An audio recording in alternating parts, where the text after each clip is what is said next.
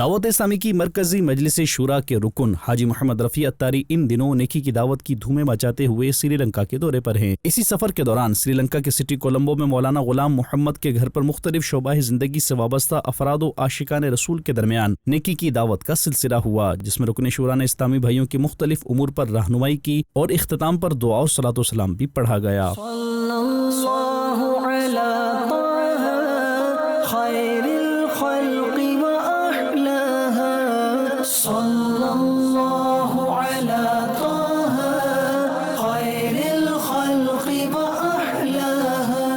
دوسری جانب کولمبو میں ہی حسین بھائی کے گھر پر بھی نیکی کی دعوت کا سلسلہ ہوا، جس میں مختلف شعبہ جات سے وابستہ افراد و عاشقان رسول کی شرکت ہوئی، جبکہ مبلغ دعوت اسلامی نے موجود شرکاء کو اچھی اچھی نیتیں کرنے اور نیک اعمال بجا لانے کا ذہن دیا۔